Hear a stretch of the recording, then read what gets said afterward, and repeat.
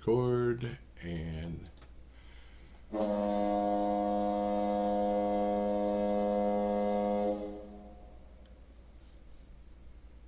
Good evening. Please be aware that the first hour and a half of this meeting will be recorded so we can put it onto our website, our podcast, and our YouTube channel. We record in audio only. Feel free to use the podcast on our website along with your big book as a resource if you missed the study portion of the meeting. The study portion is also listed on the website so that you can follow along. Tonight's recap will start on page 131 where it says at the very beginning, and it will end on page 133 where it says demonstrate his omnipotence. And our study tonight will start on page 133 where it says now about health, and end at the end of the chapter on page 135 where it says easy does it. And I've got one announcement, maybe two, and then Jamie has a couple. The first one is I want to thank everyone who came for our service workshop last weekend. And what we do there is just review different positions in this group, which also carry into other Zoom groups, of how to get involved and how to become a part of the group. And if you're interested in becoming involved and being of service in the group, you don't have to wait for us to say, hey, we're going to do this workshop. You can just let us know one day and say, hey, how can I do this? And we can set up a time that works for everybody's schedule and give you some ideas on what you can do to get involved in the group and be of service. And the next announcement I have is we will be having a group conscience on Monday, March 17th in this room at 7:30 Eastern, 6:30 Central, and you can back up the time zones. Anyone who is interested in this group is welcome to attend, but only home group members are eligible to vote. And that said, if you like what we do and you're interested in becoming a home group member, please let me know by chat. Jamie? oh, well, thank you, Trish. Well done. Hi, family. My name is Jamie, very grateful recovered alcoholic. And on Monday night, the 3rd, at this very same time, we will be having our 4-step workshop. We only do this every other month. We do a foundations meeting once a month. So if you're needing to do 4-step work, interested in what it's really supposed to look like as you go through the process, or maybe you sponsor somebody and want to help somebody through their 4-step, it is a absolute great resource, and come join us. It lasts about an hour and a half. Just so you know, this particular meeting does last an hour and a half. And the other thing is Area 64 of Tennessee, which is the area this group is registered in, the Grapevine Committee is doing a grapevine drive. So if you have any old grapevines on the shelf that are just collecting dust, if you can send them to me, and we'll get my information put in the chat, and you would like to donate them, even if they have staples in them, I will pull the staples out, sew them together so that they can go into the prison system. It's something that we do in conjunction with the Grapevine Committee and also with the Corrections Committee, and it's a joy and honor to be able to do that. So we are glad to have you, and I'll just mention this too.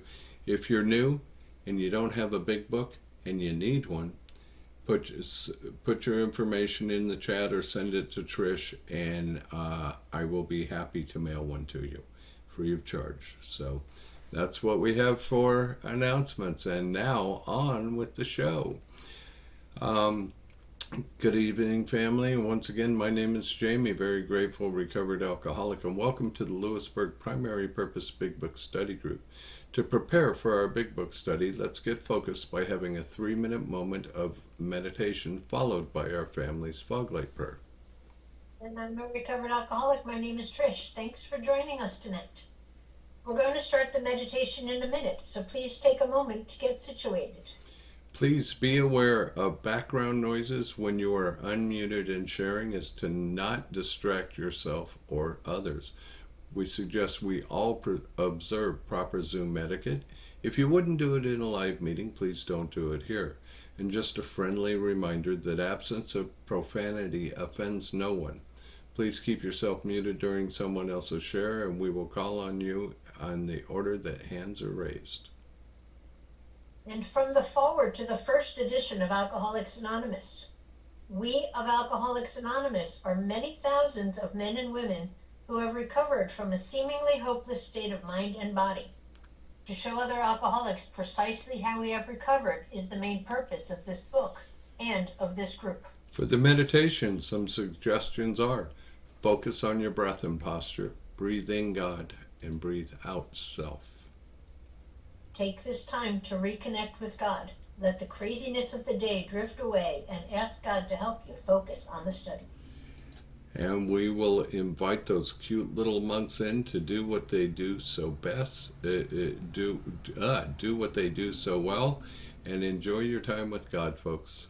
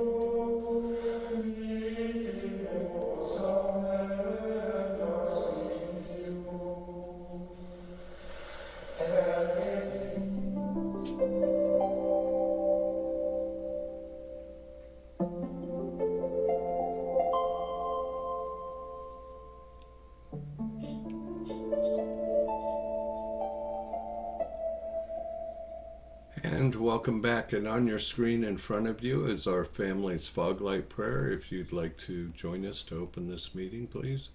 God, let your love shine through us like a fog light, so that those that are lost, sick, and dying can find your love through us. Amen. And let's have our secretary's report. Come on in, Shana. Hi, can you hear me okay? Yeah. Yay, okay. Hi, my name is Shana. I am your recovered alcoholic secretary. Trish, I believe, has asked Taylor to read the recovered statement. We read this notice to explain why many people in this group identify as recovered rather than recovering, and what it exactly means to be a recovered alcoholic. Take it away, Taylor. Okay, thank you. Okay, recovered. We are not cured of alcoholism. Recovered but not cured, that presents a conflict to some alcoholics. If we were cured, we would be able to drink responsibly. No, we are not cured. The allergic reaction to alcohol will, I'm sorry, my light went off and the screen, okay. The allergic reaction to alcohol will remain with us for a lifetime, but we have been restored to sanity. That was the problem. The main problem of alcoholics centers in his mind rather than his body. We are now sane where alcohol is concerned. Consequently, we have recovered. Thank you.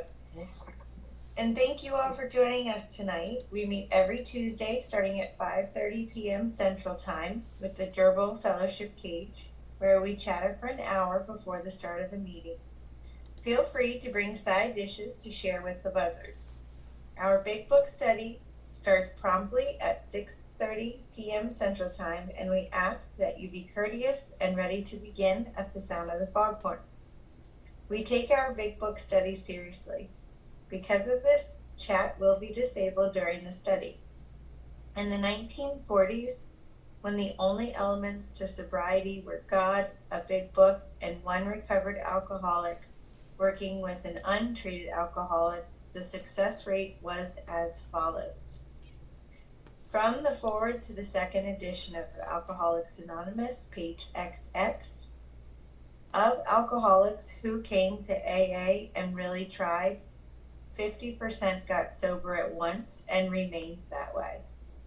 25% sobered up after some relapsed, and the remainder of those who stayed on with AA showed improvement. And can we have a show of hands of people joining us for the first time? We got a bunch tonight. Welcome, welcome. Glad to have you. Wow! Yay! Welcome. Erin. Oh, that's so fantastic. Okay, and then the recovered alcoholics. These are your potential sponsors. All right. And is anyone celebrating a milestone this week? I don't see any hands. And virtual tips if you want them. No? All right. Well, we got to keep coming back then. If you should require a big book of your own, we do have large print editions available that can be sent to you by Buzzard Mail. Delivery time is questionable. Please remember to practice our seventh tradition by donating to the group address, Venmo, or PayPal posted in the chat and on the screen. Our suggestion is to purchase a big book and take an untreated alcoholic through the program of recovery. Please visit our website, also posted in the chat. Thank you, and I'll see you next week. Thank you, daughters. I am so proud of you. There is a solution. From chapter 2, there is a solution. The tremendous fact for every one of us is that we have discovered a common solution. We have a way out on which we can absolutely agree and upon which we can join in brotherly and harmonious action. This is the great news this book carries to those who suffer from alcoholism. This is an open meeting, and as such, all who have an interest in alcoholism and our program of recovery are welcome. Because this is an open meeting, you need not identify yourself nor your reason for being here if you do not wish to do so. Your anonymity will be protected. We ask that you protect ours. While this is an open meeting, membership in this group is limited to those who wish to recover from alcoholism and have a desire to stop drinking for good and all. Each member of Alcoholics Anonymous is a potential sponsor of a new member and should clearly recognize the obligations and duties of such a responsibility. Before we begin our study of the Big Book, last week we reviewed Tradition 4. Tonight, let's take a quick look at Tradition 5. Please refer to page 562 of our book, Alcoholics Anonymous. And come on in, Larry. Hey, I'm Larry. I'm an alcoholic, and Tradition 5 short form says, each group has but one primary purpose, to carry its message to the alcoholic who still suffers. 5 long form says each Alcoholic Anonymous group ought to be a spiritual entity having but one primary purpose, that of carrying its message to the alcoholic who still suffers. When I read that, the first thing that came to my mind was I think if every group member would actually read this tradition, there would be a lot less conflict in meetings because we need to take a look, especially when newcomers come into our meetings, and understand that the most important person there is our newcomer.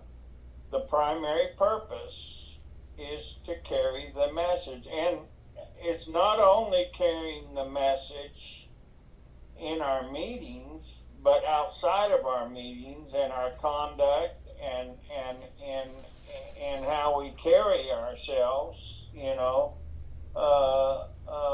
as Alcoholics Anonymous. The very, as far as the group, we're not to be, showing. We're to conduct ourselves in a way that would be showing a character, to the the place that we're renting from, the place that we conduct business with, all these entities, because we, when we, the court system, we want to have rapport with them so that they might send people our way that would be potential alcoholics. All these things are important so that the primary purpose of us being there is for the alcoholic who still suffers. Everything we do should be for that purpose. I thought, and it's a little bit off, but we have not only individual groups, but we have even larger groups in AA. The groups that go to conference, as far as the groups of GSR, everything we do in business and our business meetings, we need to take into consideration that the things that we try to do in our meetings are for the purpose of the primary purpose of AA.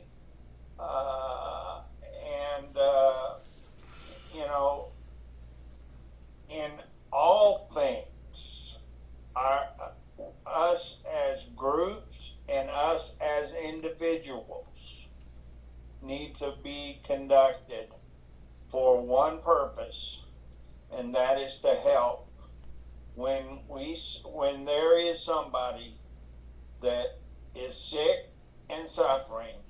May the hand of AA be there to help them. That's all I got. Thank you, Larry. Excellent job, and we'll see you next week for Tradition 6. And now it's time for our weekly segment of That Ain't in the Book. We hear a lot of stuff said in meetings that can't be reconciled with the program as described in the Big Book of Alcoholics Anonymous. One of the things that we often hear is there are no musts in the program. And Kenny is going to come in and tell us what it has to say about that on page 81 in the first paragraph. Kenny, welcome. Yes, there's a long period of reconstruction ahead. We must take the lead. Thank you, Kenny. As we study, please make use of the pens, highlighters, and rulers so we can share this experience with another alcoholic. In order for us to stay focused as we study the Big Book, we use the Big Book Study Guide prepared by Joe and Charlie and Krusty Cliff of the Dallas Primary Purpose Group. Tonight we're going to start our recap on page 131, which will be read by Linda, followed by our study portion for tonight, which will be read by Lisa. After those pages are read, we will ask questions from the imaginary podium, starting back at the study portion that Lisa reads. The answers will be one sentence unless otherwise specified, and multi-part questions are simply a one-sentence answer split up by commas, semicolons, hyphens, and other fun bits of punctuation. Basically, in English, what that means is we are going to read the material once through and then dissect the information a second time through the question and answer format. Notice how the language in the questions gives us a new light in which to consider the studied material. This is important because hearing the questions and rereading the content offers a definite way of comprehending the material covered. After we've completed the study, we open up for comments, questions, and observations based on what was just read. If you have spiritual experiences with this information, you are free to share. Please keep your share on topic and under 5 minutes. At the 5-minute mark, you may hear a timer beep to let you know that your time is finished. However, Big Book study is not therapy should you begin sharing on topics which are more appropriately discussed in a different setting, for example with your sponsor. Please do not be offended when we cut that conversation short and send the buzzards nipping at your heels. For that purpose, we have fellowship time before and after the meeting. You can never go wrong by commenting on the pages studied, which brings us to the words of one of our co-founders of Alcoholics Anonymous: sobriety, freedom from alcohol through the teaching and practice of the 12 steps, is the sole purpose of any Alcoholics Anonymous group. Thank you so much, Trish. And how did we arrive at this point? We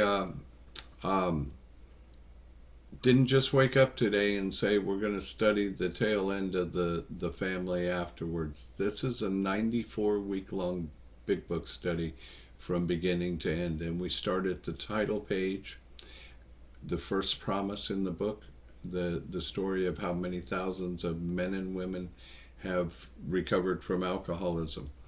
And from there we go right into the prefaces, and with all the prefaces we have the same question format through it. It's very effective. And then we go into the doctor's opinion and we learn what our alcoholism is. From there we go into Bill's story, a classic 12-step by Bill himself. It's just in the print form because he's no longer with us. Then we move into There's a Solution to find out that there's some hope in this program.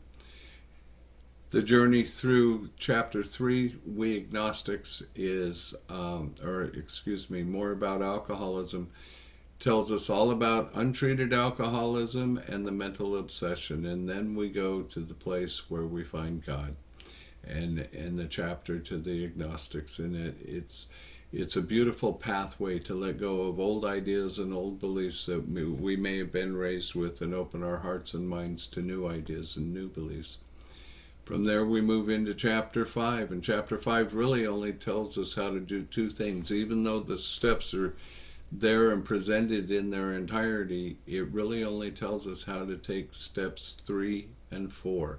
It gives us the prayers to use, the actions that we take, and shows us the promises that result from saying the prayers and taking the actions. Then we move into the chapter Into Action, which is only 16 pages long, and it will take us from step 5 to step 11. So 7 steps and 16 short pages. And then we move into the chapter Working with Others, which gives us great lines on how to sponsor others and to work with other alcoholics. And then the 3 pre-Al-Anon chapters to wives, to the family afterward, and to the employers. And we're just finishing up the family afterward. Once we finish A Vision for You, we will do about 8 weeks on Dr. Bob's story through the question format, 2 weeks on the traditions with the same format, and we will do a standalone week for a 4th time on the spiritual experience. And that's what we do here, folks, and that's why it's 94 weeks long, and I hope you will come back to join us. So, there you go, Trish. Before we start the recap, we will need 5 or 6 virtual hands raised if you would like to be one of our answer readers. And again, please be aware that the first hour and a half of this meeting will be recorded in audio only, so we can put it onto our website and onto our YouTube channel. And Linda, I muted you, forgetting you were about to come in, so if you could unmute and come in with our recap, that would be wonderful. She's playing with the controls, Linda. Okay, my name is Linda. I'm an alcoholic. I'm going to turn up my volume. Okay, at the very beginning, the couple ought to frankly face the fact that each will have to yield here and there if the family is going to play an effective part in the new life. Father will necessarily spend much time with other alcoholics, but this activity should be balanced. New acquaintances who know nothing of alcoholism might be made in thoughtful consideration. Given their needs. The problems of the community might engage attention. Though the family has no religious connections, they may wish to make contact with or take membership in a religious body. Alcoholics who have derided religious people will be helped by such contacts. Being possessed of a spiritual experience, the alcoholic will find he has much in common with these people, though he may differ with them on many matters. If he does not argue about religion, he will make new friends and is sure to find new avenues of usefulness and pleasure. He and his family can be a bright spot in such congregations. He may bring new hope and new encouragement to many a priest, minister, or rabbi who gives his all to minister to our troubled world. We intend the foregoing as a helpful suggestion only. So far as we are concerned, there is nothing obligatory about it. As non-denominational people, we cannot make up others' minds for them. Each individual should consult his own conscience. We have been speaking to you of serious, sometimes tragic things. We have been dealing with alcohol in its worst aspect, but we aren't a glum lot. If newcomers could see no joy or fun in our existence, they wouldn't want it. We absolutely insist on enjoying life. We try not to indulge in cynicism over the state of the nations, nor do we carry the world's troubles on our shoulders. When we see a man sinking into the mire that is alcoholism, we give him first aid and place what we have at his disposal. For his sake, we do reach out and almost relive the horrors of our past. But those of us who have tried to shoulder the entire burden and trouble of others find we are soon overcome by them. So we think cheerfulness and laughter make for usefulness. Outsiders are sometimes shocked when we burst into merriment over a seemingly tragic experience out of the past. But why shouldn't we laugh? We have recovered and have been given the power to help others. Everybody knows that those in bad health and those who seldom play do not laugh much. So let each family play together or separately as much as their circumstances warranted. We are sure God wants us to be happy, joyous, and free. We cannot subscribe to the belief that this life is a value of tears, though it once was just that for many of us. But it is clear that we made our own misery. God didn't do it. Avoid then the deliberate manufacture of misery. But if trouble comes, cheerfully capitalize it as an opportunity to demonstrate his omnipotence. Now, okay, that's it? That's it. Thank you. Okay. And Lisa, can you come in with our study for this week? Hi everyone, I'm Lisa and I'm an alcoholic. Now about health. A body badly burned by alcohol does not often recover overnight, nor do twisted thinking and depression vanish in a twinkling. We are convinced that a spiritual mode of living is the most powerful health restorative. We who have recovered from serious drinking are miracles of mental health, but we have seen remarkable transformations in our bodies. Hardly one of our crowd now shows any mark of dissipation. But this does not mean that we disregard human health measures. God has abundantly supplied this world with fine doctors, psychologists, and practitioners of various kinds. Do not hesitate to take your health problems to such persons. Most of them give freely of themselves, that their fellows may enjoy sound minds and bodies. Try to remember that though God has wrought miracles among us, we should never belittle a good doctor or psychiatrist. Their services are often indispensable in treating a newcomer and in following his case afterward. One of the many doctors who had the opportunity of reading this book in manuscript form told us that the use of sweets was often helpful, of course depending upon a doctor's advice. He thought all alcoholics should constantly have chocolate available for its quick energy value at times of fatigue. He added that occasionally in the night a vague craving arose, which he would be satisfied by candy. Many of us have noticed a tendency to eat sweets and to have found this practice beneficial. A word about sex relations.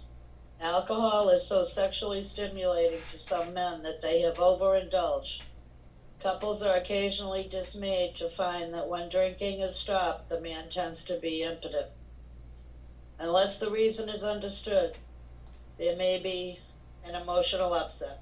Some of us had this experience only to enjoy in a few months a finer intimacy than ever. There should be no hesitancy in consulting a doctor or a psychologist if this condition persists. We do not know of many cases where this difficulty lasted long. The alcoholic may find it hard to reestablish friendly relations with his children. Their young minds were impressionable while he was drinking.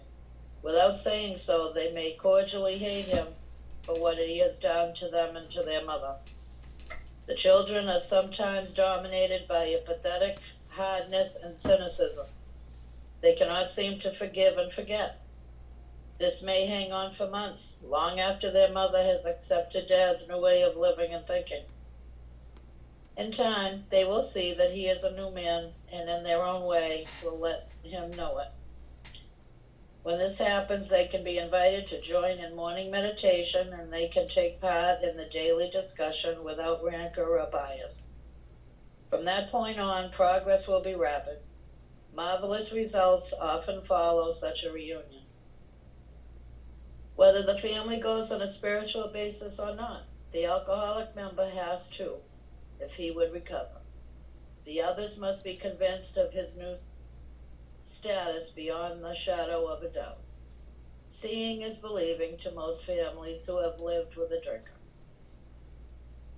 Here is a case in point. One of our friends is a heavy smoker and coffee drinker.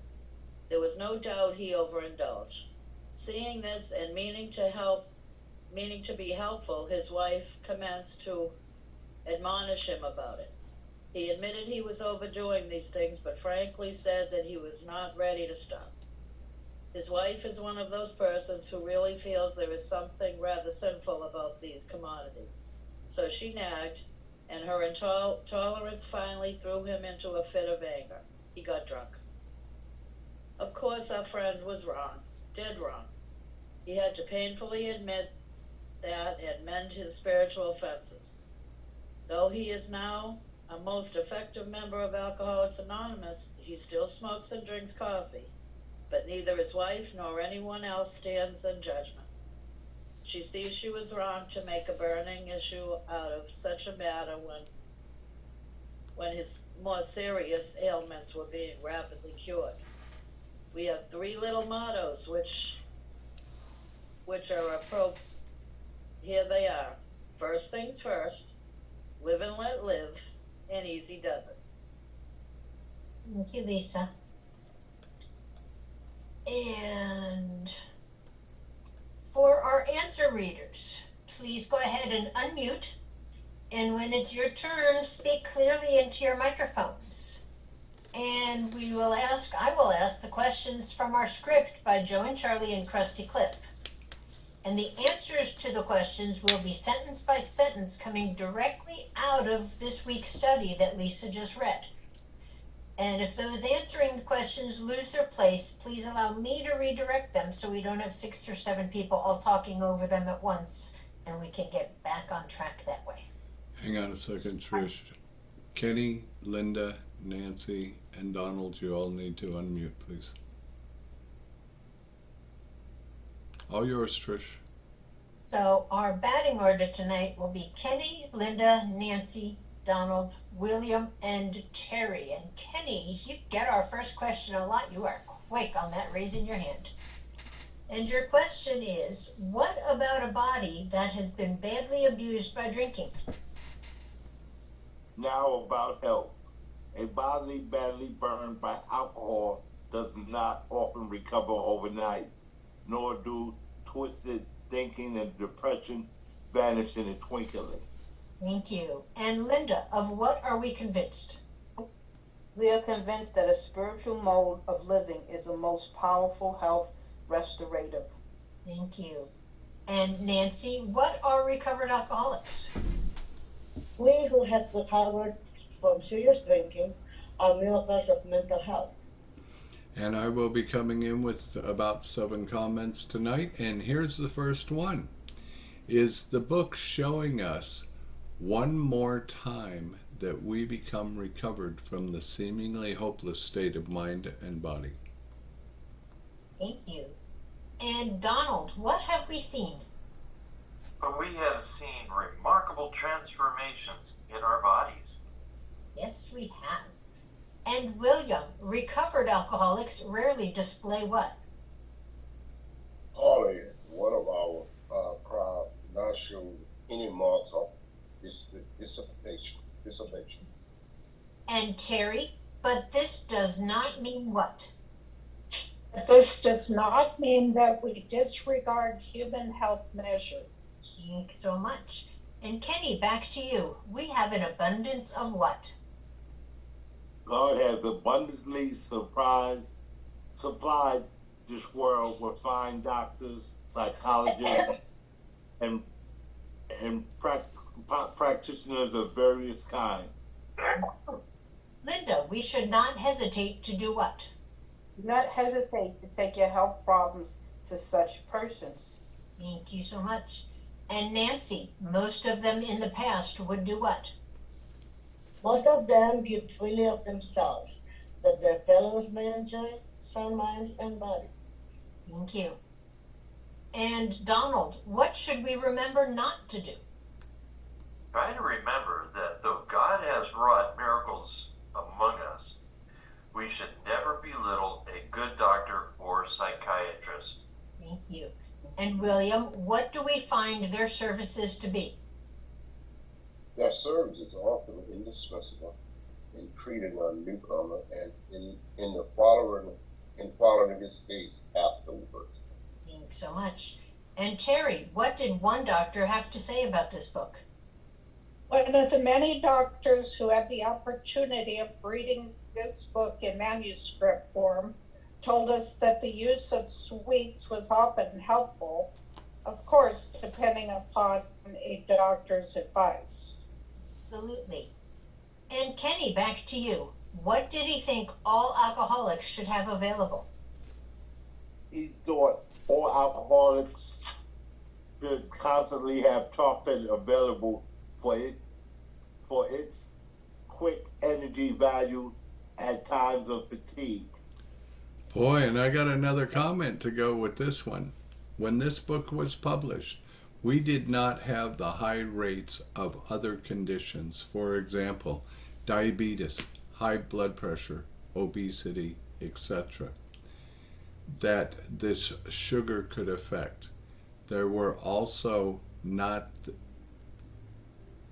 the detox and treatment centers available that we have today. That just kills my wanting that chocolate. He didn't say eat 75 pounds a day. No, he did not. And Linda, let's get back on track. Did he suggest this? He added that occasionally in the night, a vague craving arose, which would be satisfied by candy. Thank you. Nancy, what have many of us noticed? Many of us have noticed a tendency to eat sweets and have found this practice beneficial.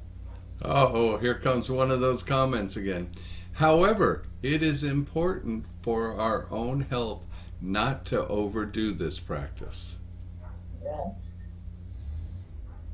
And Donald, now about what? A word about sexual relations. Thank you. Mm-mm. What does alcohol do to the sexual appetite of some? Alcohol is so sexually stimulating to some men that they have overindulged. Thank you. And Terry, in early sobriety, what may some of us encounter? Couples are occasionally dismayed to find that when drinking is stopped, the man tends to be impotent. Thank you. And Kenny, may this be an upsetting situation? Unless the reason is understood, there may be an emotional upset. Thank you. And Linda, some who experienced this later found what? Some of us had this experience only to enjoy in a few months a finer intimacy than ever. So much. And Nancy, whom should we not hesitate to consult? There should be no hesitancy in Take the consulting a doctor. doctor. Start There, that. okay, there should be no hesitancy in consulting a doctor or psychologist if the condition persists. Thank you. And Donald, is this condition usually permanent? We do not know of many cases where this difficulty lasted long. Thank you. And William, how may things go with children? The alcoholic may find it's hard to reestablish friendly relationship with his children. Thank you. And Terry, why may this be? Their young minds were impressionable while he was drinking. Oh, they sure are. And Ken, even though it doesn't say it, how may they feel? Without saying so, they may cordially hate him for what he has done to them and their mother. So true. And Linda, by what are some children dominated? The children are sometimes dominated by a pathetic hardness and cynicism. Thank you. And Nancy, what is it they may have trouble doing? They cannot seem to forgive and forget. Thank you so much. That's true. And Donald, will this attitude change rapidly? Well, this may hang on for months, long after their mother has accepted Dad's new way of living and thinking. Thank you.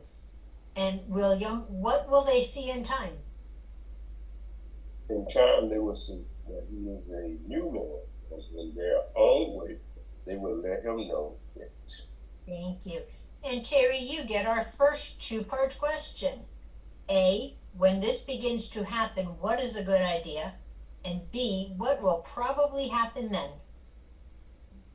When this happens, they can be invited to join in morning meditation, and they can take part in the family discussion without rancor or bias. Thank you. And another comment, a definition: rancor, anger, hostility, resentment, bitter and deep-seated ill will. Ooh. Yeah. And Kenny, what kinds of results can be expected? 2 sentences, please. from that point, progress will be rapid. Marvelous results often, marvelous results often follow such reunions. Thank you so much. And Linda, what must the alcoholic do regardless of what others do? Whether the family goes on a spiritual basis or not, the alcoholic member has to, if he would recover. Thank you. Nancy, of what must they be convinced? The others must be convinced of his new status beyond the shadow of a doubt. And another comment. Remember, on page 83, we were told that the road of reconstruction will be a long one, but we must take the lead by living our program day by day. And Donald, what will it take to make believers of them? Seeing is believing to most families who have lived with a drinker. Watch out, here he comes again. Most, if not all of us, have broken promise after promise after promise. They had been patient with us for a while. We must now be patient with them. Yes, we do. And William, what example are we given here? Here's the case in point. One of our friends is a heavy smoker and coffee drinker. Thank you. Terry, what other faults did this alcoholic have? There is no doubt he overindulged. And Kenny, what did his wife have to say about this? Seeing this and meaning to be helpful, his wife commenced to admonish him about it. Thank you. And Linda, what was his response? He admitted he was overdoing these things, but frankly said that he was not ready to stop. And what did his wife continue to do, Nancy? Oh, he five is one of those persons who really feels there's something rather simple about these commodities, so she died. Keep going. And her intolerance finally threw him into a fit of anger. Thank you. Ouch. And Donald, what did he do to get even with her? He got drunk. One more time. He got drunk. Uh-oh. And William, was this the wrong thing to do? Of course, our friend was wrong, dead wrong. And Terry, what did he do about it? He had to painfully admit that and mend his spiritual fences. Yes, he did. And Kenny, a two-part question. A, although he recovered, what did he do? And B, would it appear his wife may have adopted the Al-Anon way of life? Though he was now a most effective member of Alcoholics Anonymous, he still smokes, drinks coffee. But neither his wife nor anyone else stands in judgment. Thank you. And Linda, what was she able to see? He sees she was wrong to make a burning issue out of such a manner when his more serious ailments were being rapidly cured. Thank you. And Nancy, our final question, what phrases are given here? We have three little mottos which are apropos. Here they are. First things first, live and let live, and easy does that. And okay, I promise it's the last time I'm going to come in with a comment tonight. Could these three mottos lead to keeping things simple and focused on the next thing in front of us to do? Yes. Thanks, everybody. Great job. Thank you. So we are now getting ready to open up for our discussion. If you have experience with the portion of the book that we just read, please feel free to share. And also please be mindful of your time and that others may have their hands raised and are waiting to share. And a friendly reminder, absence of profanity offends no one. So we're now open for comment, questions, observations, and spiritual experiences based on what was just read. So let's see a couple hands coming up for our discussion.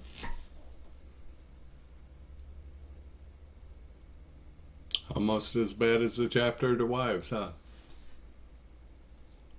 Surprising after last week's discussion. Boy, no kidding. Hi, Linda. Hi, my name is Linda. I'm an alcoholic. I like the family afterwards because they talk about the condition of the alcoholic.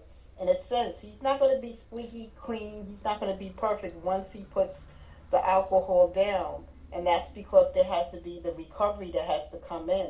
You know, if a person was doing something and they just did it for so many years and they were a drinker, they may not know that what they were doing is not right. So this is why we have a sponsor. This is why we have our steps. We have step workshops and we go to meetings because what I may not see in myself, that's something that I'm doing that's not right, someone else can explain to me. This is what they did and they found out how it was damaging to other people in their family. And then I'm like, oh, I got that same character defect. It's not right. I shouldn't be doing it anymore. I got to work on myself. So when other people share their truth, then I can see my truth. I am not going to see my character defects, my maladies, my issues, my shortcomings. I'm not going to see it. I'm not going to see it on my own. Are you kidding me? I'm an alcoholic. I'm self-centered. I'm stubborn. I think I know everything. And at one point, I actually thought I was normal when I was insane. So there you go. And this is why I go to a step workshop every Sunday. See what I'm saying? Character defect. You know, so every Sunday. And I have to. It keeps me on my toes. And I've learned in AA self-awareness. I got to know when my stuff stinks. I have to know when I'm doing something that's not right. You know, and I told one person, I said, I'm not perfect. I am not perfect. You know, I took a test and it said, don't cheat. Don't cheat. He said, don't cheat. You know, he said, just take the test.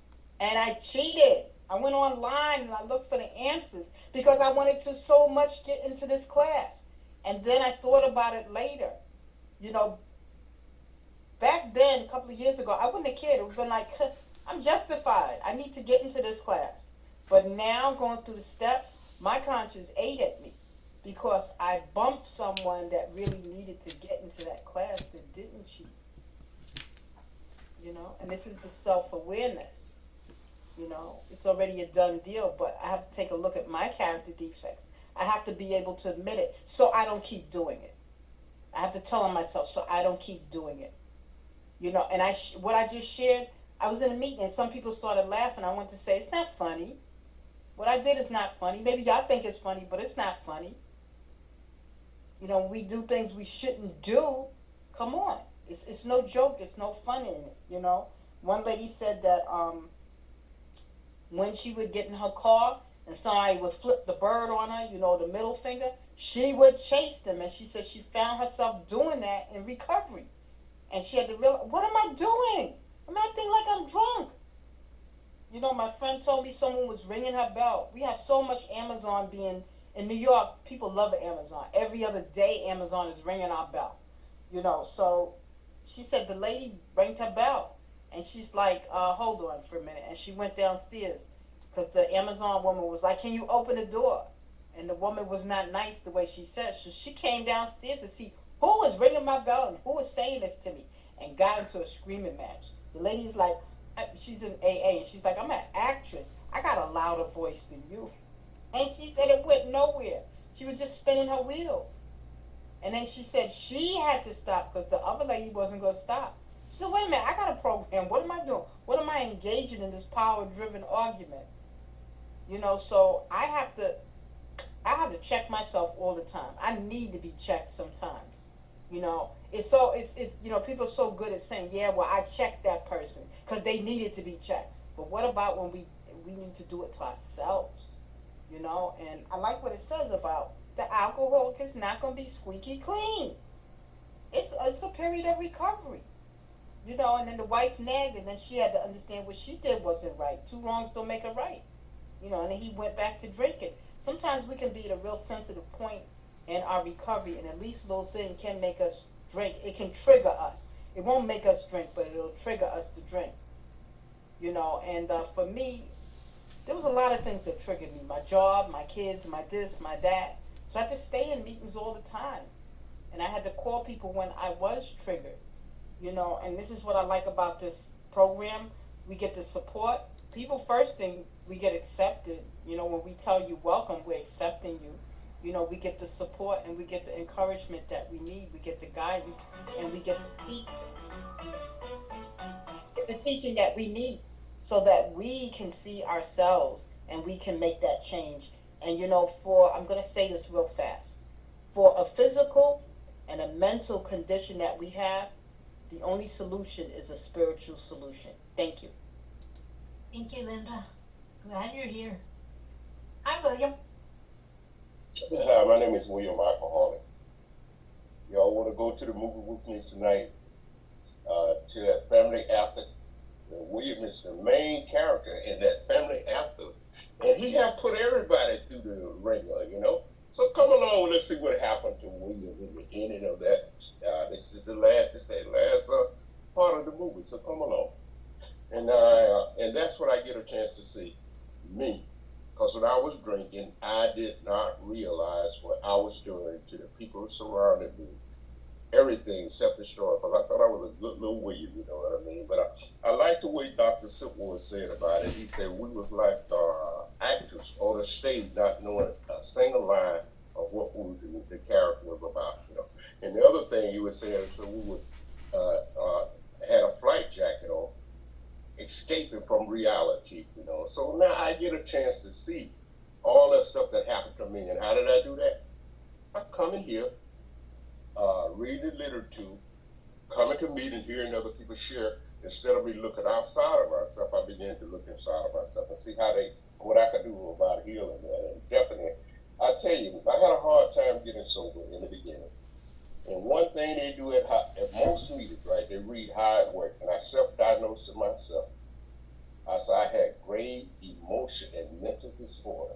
That's why I can't do that, I left out the spiritual program, which is God, I didn't know how to go for God, but I had so much of pride, so much of this stuff going on with me, I couldn't do it, And definitely, I came around the meeting, I came with Alcoholics Anonymous when they used to put candy on the table.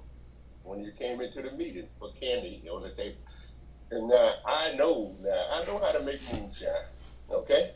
I know the amount of sugar goes into making moonshine, okay? 60 pounds of sugar to make 5 gallons of moonshine. So it's a lot of sugar in moonshine, And I tell you a little story about that, right? When I turned 65 years of age, I went to my doctor. And just like it said in the big book, right? That's what we just read in the Family After. I went to my doctor. I said, doctor, a lot of people my age, they have diabetes at my age. And he looked at me and said, William, let me tell you something. He said, you don't have that trait. And you know what I did? I went to the store and bought me a bag of candy. And so just like they say, you have to balance it out, And that's what I learned to do at Alcoholics Anonymous, how to balance it out, As I continue to come here and continue to go here, I began to get a program in my life, And what usually happened, most time I became conscious, aware of the program, which I believe is that of God, And when this stuff come up into my head, and whenever I'm judging somebody, most time now, I don't always get there now, but I like the way I do. I can hit the pause button, and I can say, God, forgive me. And if you look in the Our Father, he said, forgive me of my trespasses as I forgive others who trespass against me. Okay? So all I said is a little simple word, and sometimes it'll bring me back, and I like that, I'm living my best life today that I ever did, ever did. All my life, I had good jobs, good insurance, veteran, and stuff like that. Went to psychologists, and it's not to take on people who can. I'm talking about me. One thing I learned when I came in Alcoholics Anonymous, I couldn't be true to those people those professional people. I learned in order for them to help me, I have to be honest. And you know how y'all help me? But y'all got honest about you. Then I began to open up a little bit about me, learn a little bit about me, And I definitely in my devotion every morning, whether you're alcoholic, my family and everything. I tell you, I went to my sister's funeral, right?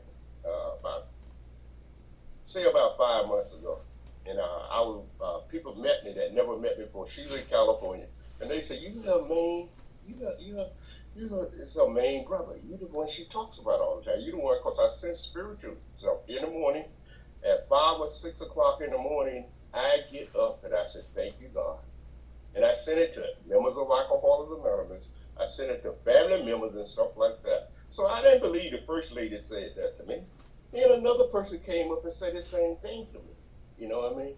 And so, if two people tell you the same thing, you think you better sort of think about it, And so that's how the life was. I add them into my devotion in the morning. And my relationship with God gotten so much better.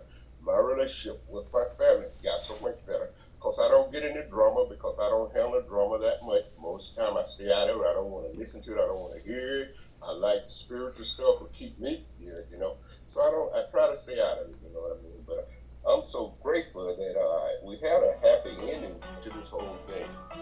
Thank you. We had a whole happy ending. First thing first, live and let live, and easy does it.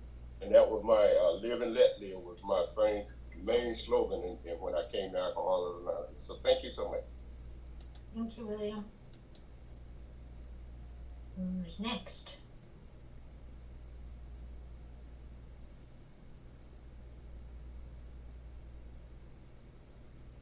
Hi, Xavier. Good evening, Xavier, recovered alcoholic. Sorry, I'm here with my wife. We're right outside Miami. So I was able to hear some of the reading. Apologies, didn't get a chance to take it all in a lot of parts. But I did hear, I really like the line about intimacy and how what I'm finding in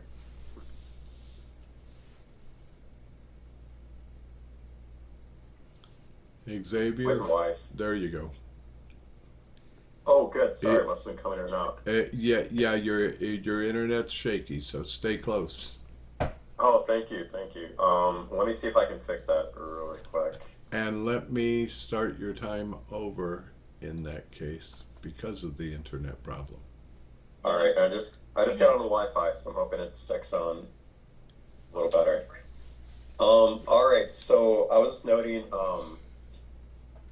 with regard to like just the practical parts of recovery. There was a line about intimacy, how our relationships get better, and I found that's really true. With my wife, it's really special in recovery to grow in so many ways. But one way is that emotional connection. I think it's a real gift, and it's with my wife, with friends, with family, which is like growing on a whole different level and experiencing life on a deeper level. Is probably one of the many great gifts of recovery that I'm really happy about. Other than that, it's just such a gift. Moments like recently, getting to go on vacation with my family and experiencing the ocean with my little kids. After getting out of negative 17-degree weather, is really, it kind of goes back to the gifts of the program. If I maintain my foundation and stay close to my higher power, and I do a few simple things, I get to have all these experiences in life, and this experience I'm having right now is no exception. But it's all because of the program and nothing else. Like, left to my own devices, I'm in a psych ward, or I'm dead, pretty much, like guaranteed. And instead I get to live a life right now that I would have never imagined. And it just keeps coming and coming and coming, and I'm so grateful for it. So, all right, that's all I got. Thanks for letting me share. Appreciate it.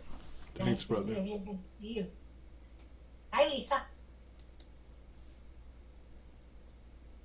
Hi everyone, I'm Lisa, I'm an alcoholic.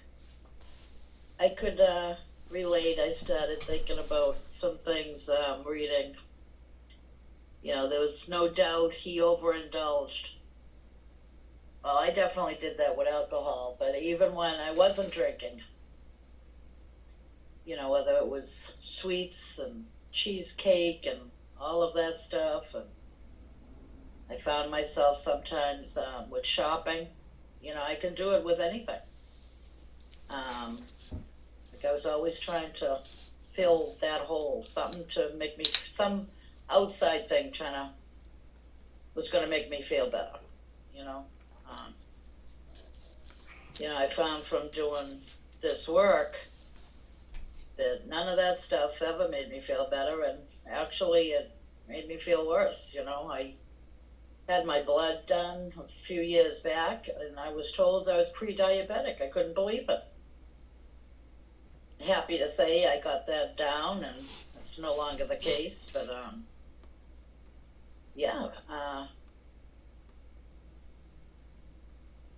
I can take that with anything, people, places, and things, overindulging. And I never realized that was my addiction. That was my addictive personality. And I remember, and this was years and years ago, but I was just thinking about it. I was in I think it was the Christmas tree shop. And I didn't need one thing I had in my carriage, and my carriage was full. And for some reason, I just had some type of moment of clarity. And what am I doing? And I just left the carriage and walked out of the store. But it's just, you can get crazy if I let myself. That's I gotta constantly be aware. And like I said, reading this book is just huge. It's, I never realized any of it. And like William was saying, I'm reading about me. I'm reading and learning about me and the directions how to get out of that distorted thinking, distorted thoughts, and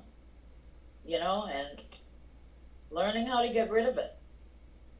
We're learning how to feel better and, apply all these things to my life. And, first things first, live and let live, easy does it. I saw those for years in meetings. I didn't know what the heck it was. I thought I did.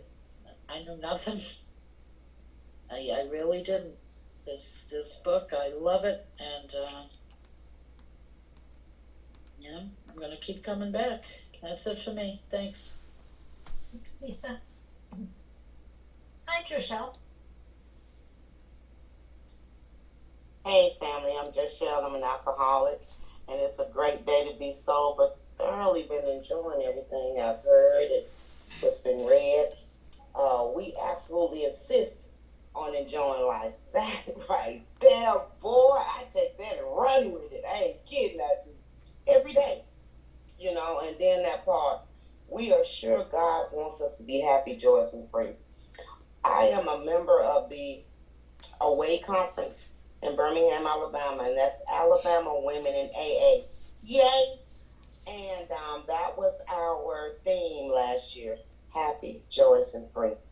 And my sponsor always shares that with me.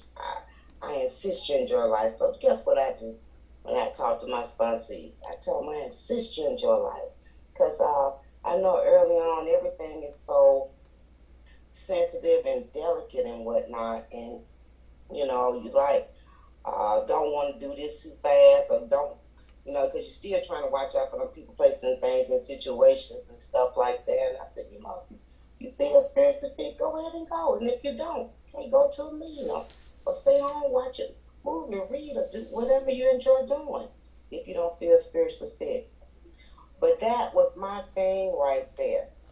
Right here. But it is clear that we made our own misery. God didn't do it. Ooh, I was slapping the face, but it was so true. It was so true for me.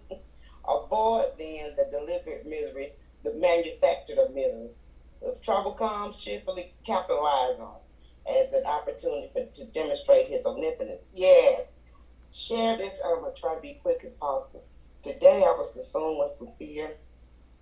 I had to face my taxes. I said, oh my God, here we go. Something new. I just became a homeowner, me and my fiance, and I'm like, oh Lord. And I said, you know what? I'm gonna do like the book say. I'm gonna talk to God. I'm gonna talk to Him, talk to God, ask Him for strength and courage to do the right thing. I went on, did a half a day, came home, started working. I asked God to guide me, open up my mind. If I need to reach out for some help, do it. And I had called my sister and was talking to her. She does taxes, and she was giving me some pointers and stuff, and kind of helped me ease my anxiety and stuff. Cause I was pumped up. Shoot, I paid that little bit I owed so quick. I was like, thank you, God. I said, God, I know you better. I was real excited about that, y'all. I said, now I need me a meeting. So I am truly glad to be here and to be a part of something bigger than me. You know, I have a God of many chances and a God of restoration. And it's because of AA and the steps. And sponsorship has truly been a vital tool for me. So I'm going to keep coming back. Thank you, and welcome aboard. I'm so glad to see you and have you with us. Hi, Larry. Hey, I'm Larry, and I'm an alcoholic. Yeah, you know, I remember when I came into AA, my health was going, downhill. I was having all kinds of problems.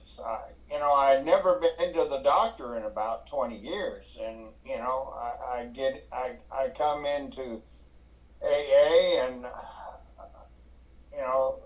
I'm I'm told to be responsible, and so I get a primary care.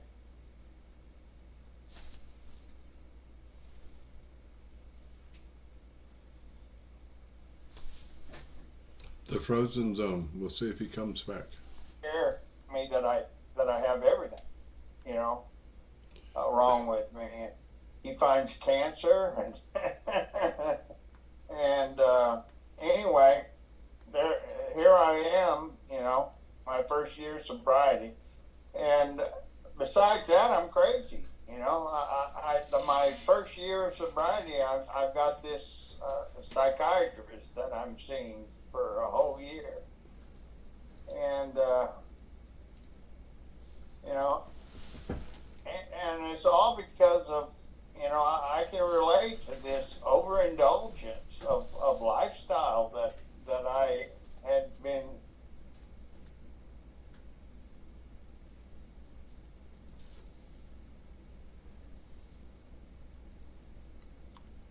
Come back, Larry. Come back. Again.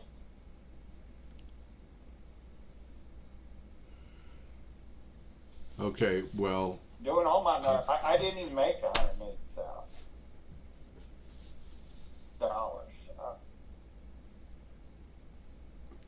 And he's froze again. So we can move on, Trish, and we can come back to him when he gets a. It's like a plan. And there are no hands, so I am going to come in. Not coming up. I'm already up. I'm wide awake. But I want to touch a little bit on where we lost Larry. Where God has abundantly supplied this world with fine doctors, psychologists, and practitioners of various kinds. This book will help me with any spiritual malady I have. But if I have a broken arm, I can't find Larry. You froze again, so we're going to come back to you. Now he dropped out. So go ahead, Trish. But if I have a broken arm, I can't find an answer to that in the book. I have to go see a doctor. And in my time of drinking, pre-drinking, and well, not pre-drinking, but drinking, after drinking, in sobriety, I have seen several counselors, and I hit points in my life where I needed something to go along with what was in the book, what I was doing in the meetings, or sometimes to go along with what I was trying to avoid doing in the book. And I have that conversation a lot with some of the women I work with. God has put these people on earth for us to use, for us to ask for help, get additional help outside of what the realm of the book. And it says, don't hesitate to take your health problems to such persons, because there are things that I need to go and see my doctor for. There are things that I may need to go and see a counselor for, so that I can just touch on, I need to focus just on this thing. And you know, I was that person. I was joking a little bit about it during the reading. I was that person. I loved having chocolate available to me. But that was long after early sobriety. And my waistline and my pants line showed that I loved having that chocolate there. To the point that it became just a whole new obsession and addiction for me. But I ended up being able to put that down and using the directions in the book, and realizing that that's not an answer for me any more than picking up a drink is anymore. But I had to hit a bottom there, just like I did with alcohol. And then I'm going to touch on the kids. You know, I had 2 stepdaughters living in my house who were dominated by that pathetic hardness and cynicism because of their mom's drinking. And they were caught in between 2 worlds. They were caught in between their biological mom's drinking and and our sober house, our house in recovery. And, you know, one of them took to the change in life and went far in her life, and the other one continued to hold on to that cynicism and that hardness. And, you know, all I can do is pray for them, both, to this day. And, you know, one grasped the spirituality, and the other wanted nothing to do with it. But just like a newcomer I may be working with, I can't tell them what to do. I can't say, you've got to take on this God, this spirituality. It could be months, years after, in order for them to find their own way, to find their own forgiveness, to find their own path. But I got to plant some seeds, and I got to watch a little bit of sprouting, and that was a really good time then. And, you know, I know some people, and for a while I knew a lot of people, they couldn't stand those slogans. Get them out of here, they don't mean anything, I don't like them. You know, when I first came in, that's all I could grab onto. I couldn't understand a thing that was in the book. But those slogans made sense to me. And I could hang on to them until I got into meetings, into a little bit of recovery, into working steps. At that point I was working them, I wasn't taking them. I didn't have a whole lot of directions, but you know, I could understand that, like that wife at the end of it, you know, there may be other issues in my life, but I've got to focus on that alcoholism. And then the other stuff kind of fell into play and just fell away. It wasn't a big deal anymore. But yeah, those mottos did help keep me focused to do the next thing, one day at a time, one moment at a time, 1 minute at a time. And sometimes today, even in the hubbub and the hustle of work, sometimes I just remember, what's the next right thing that I've got to do? Next thing is. And there's no more hands, so I could keep going.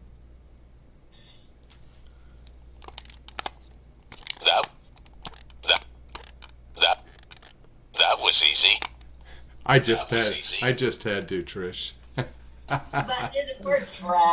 My easy button needs a new battery, I guess.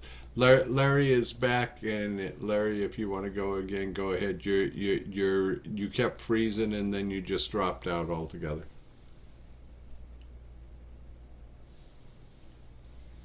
Yeah, I don't know how much I even was heard. So anyway, what I was saying was, when I first came in, I didn't even know what my health problems were astronomical. I hadn't been to the doctor in 20 years, and so I came into Alcoholics Anonymous, and I found a physician, and he found cancer. He found all kinds of things wrong with me, which actually saved my life because they found it early. And so I went through all that. I went through having surgery and chemo and all that, and all within the first year of sobriety. I was dealing with all kinds of stuff, and of course, I was not about.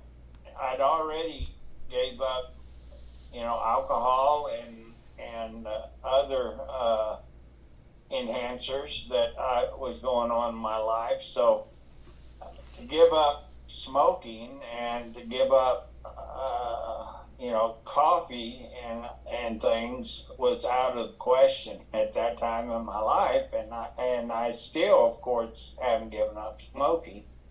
Caffeine, I have. I needed to give up caffeine because recently I had a health scare with caffeine, but I wasn't about to give up so much things, so I kept on doing some things, that I knew that was bad for me, but I held on, and I was seeing a psychologist for a year during that period of time, and I don't think I could have got through that year without that psychologist. Every week I'd go to that psychologist, and he saw me through. I was a mess. I had gambled away $180,000 the year before last year that I was drinking, and I didn't make $180,000 that year. And I was just obsessive. Everything I did was over the top, and I did everything like that in my life. Every habit that I took on, I did it 150%, and that was the way I lived my life. I lived it on the edge. Adrenaline was my friend. I lived off adrenaline. Fear was my friend. I lived off anger. It was my friend. It seemed to save my life many times. When I would get in fights, anger seemed to fuel me. But that was my life. But then I found Alcoholics Anonymous. And it taught me to live one day at a time. It taught me to live free.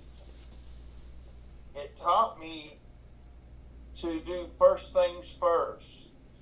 In the morning, I didn't have to think about where I was going to get my next drink. I only had to think, do I do my readings or do I do meditation? I didn't have to think where I hit a bottle or where I hit a drug. I just had to think, okay, let's easy does it. Let's just think about the simple things that I need to do today and get my day started. and the book taught me how to slow down. And and I've been slowing down ever since, but I've also been living life probably better than I ever have since I can ever remember, since I found Alcoholics Anonymous. I'm Larry and I'm an alcoholic. Right on time, Larry. Hi, family. My name's Jamie. Very grateful, recovered alcoholic. And first of all, I want to welcome all of you, those of you who are new to us, and I hope that you will come back and join us again and again. And there's people who have been doing this with us for 5 years now, and I'm grateful that they keep coming back. Whoops, I need to start the timer on myself. So, the whole thing about health in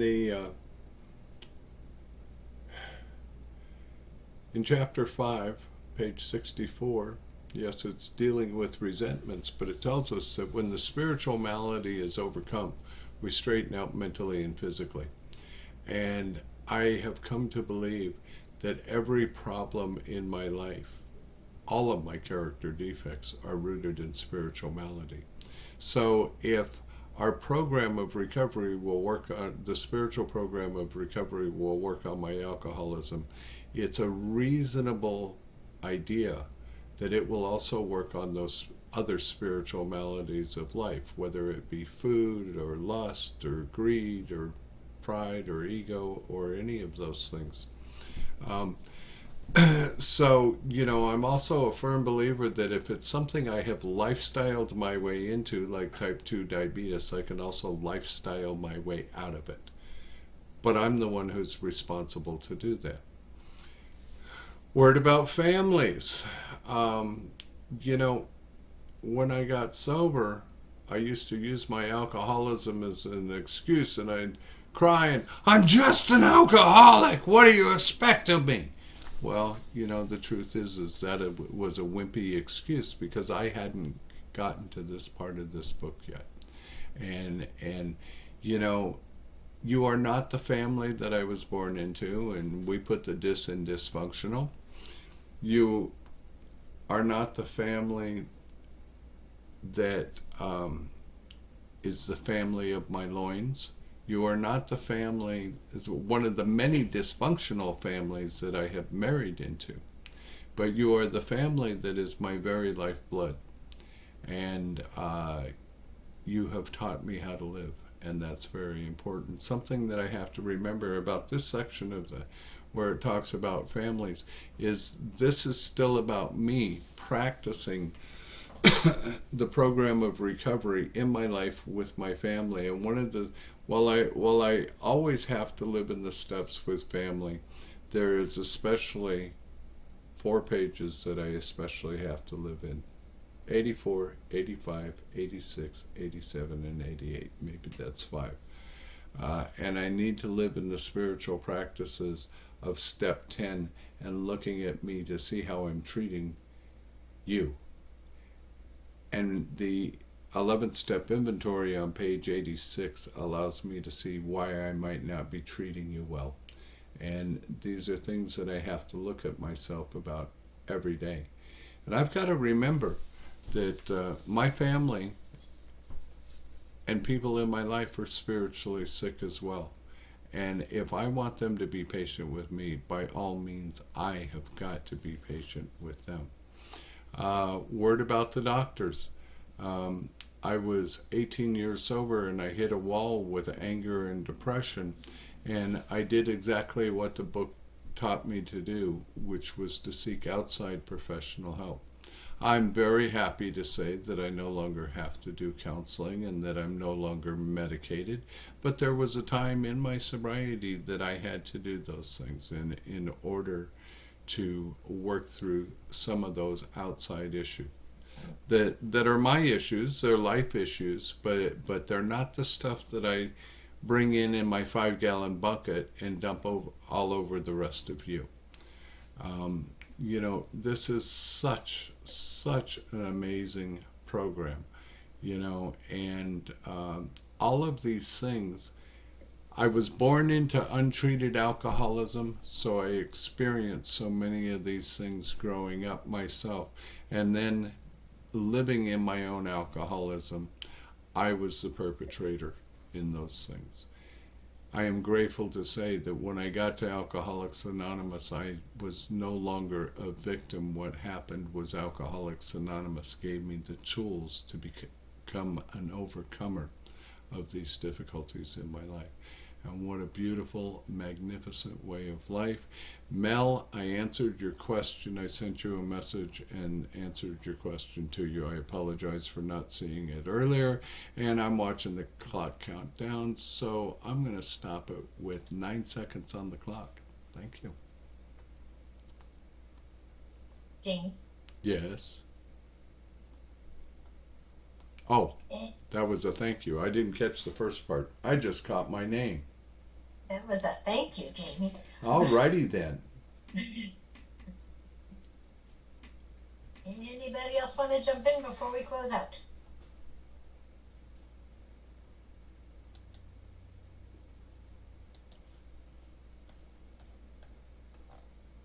Don't see any hands, so... All right, I will do our reading. And again, thank you everybody for being here. And please come back and join us and invite a friend. Invite a frenemy. We love what we do here. And it is the joy of living is also the theme of our group. From page 164. Our book is meant to be suggestive only. We realize we know only a little. God will constantly disclose more to you and to us.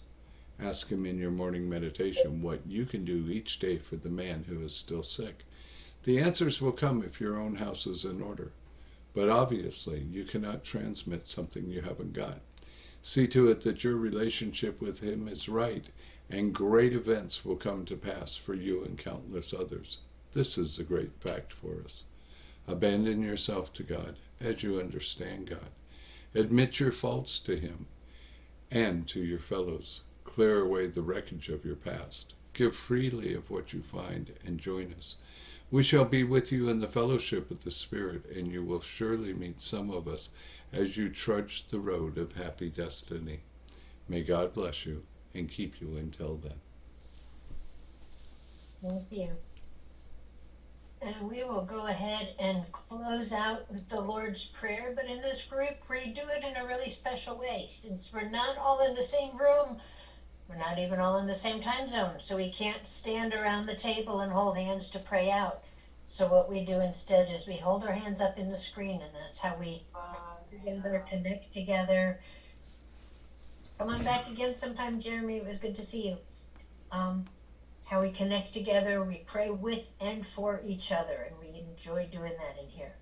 And we'll take a moment of silence for those still suffering inside and outside of these rooms, especially those who may die tonight, either because they haven't found their way to us or because they did, but then they weren't ready and they walked away. So a moment of silence followed by the Lord's Prayer.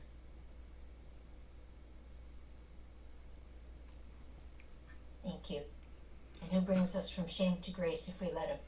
Our Father, Our Father, who art in who art heaven, in heaven, hallowed be thy name. hallowed be thy name. Thy kingdom come, Thy kingdom thy come, will be thy done, will be on done, earth on as it is in the earth as it heavens. is in heaven. Give us this day Give us our this daily day bread, our daily and bread. forgive us our Forgive trespasses, us our as we trespasses, forgive those who trespass against us.